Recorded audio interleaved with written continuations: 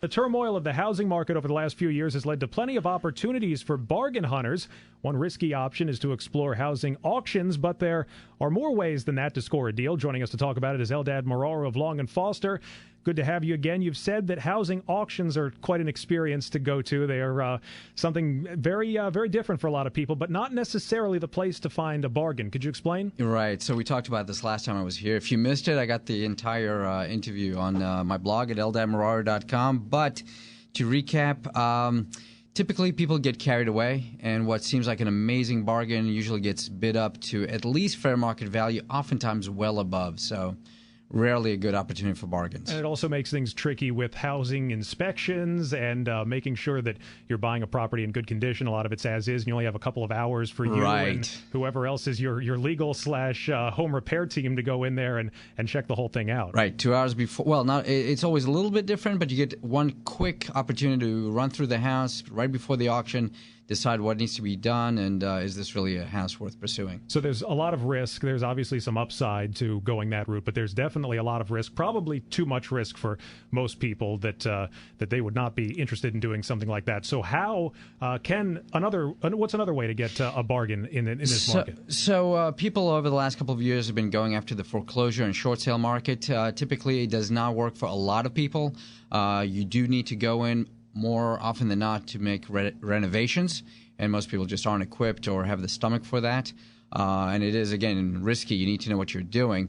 Short sales also will take a very long time to get to consummation. A lot of people don't have the luxury of time. We're talking about months, possibly a year, to consummate a real deal. And that's the thing that you keep hearing about short sales is just how painstakingly slow it is, because you're usually dealing with the bank, or almost always dealing with the bank, and they don't really have the same It's really a misnomer. We joke about it. They really should be called long sales, but we won't get into that. A little realtor humor there. Exactly, and maybe not that funny, but quite accurate. Yeah. So what do you do?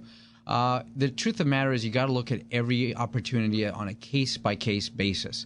And what I mean by that is every seller is in a different situation. Some may have grossly overpriced their house, some have underpriced. But what is motivating the seller? And you want to do your homework. So some of this information can be found in the tax records. Other, as a buyer's agent, I call the listing agent and try to figure out as much information as I can. As an example, a seller who bought the house 30 years ago, has paid it off, has no mortgage, has a lot more room to negotiate than a seller who bought 3 years ago and either has little to no equity or maybe is even upside down in the property. So they might want to negotiate with you, but just financially do not have the ability. You have to know where that bottom line is, where that ouch point is. Right. For the seller. Typically, you'll never really know, but knowing their situation helps. Sometimes estate sales are an opportunity. It's also good to know how many heirs are there. Are there 2 heirs or 20 heirs? But what's motivating the seller? Did they already buy the next house? Are they relocating for a job? Maybe they've already moved out of town. This is all relevant information that may or may not work to your advantage, but knowledge is power. And it's a lot of good information to get, but a lot of people are saying, well, I'm not even sure how to start down that road. Where do I even look to find this kind of stuff? Can you point them in a direction? Right. So, for an agent, obviously, we can have a conversation with the other agent and see what we can find out. A lot can be found through the MRIS. When was this house bought? What did they pay? Sometimes you can find that in the tax record. It takes a little work, but you could do that. Now, on the flip side, a little advice to sellers.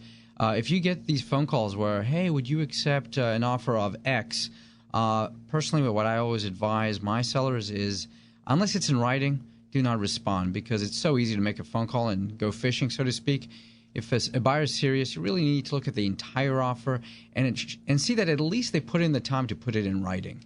And estate sales are another different beast. We've talked foreclosures, short sales, another non-retail, I guess you could call it, way to buy a house. Again, people might not know where to start with that. It might be just such a foreign beast to them that they're not comfortable navigating it. Well, estate sales really will show up as a normal sale. There isn't anything too complex to them except that you're dealing with a representative or an executor. There's also an attorney involved. And sometimes it might take a while to get a response if they feel like they need to get all the heirs to chime in, but they don't need to.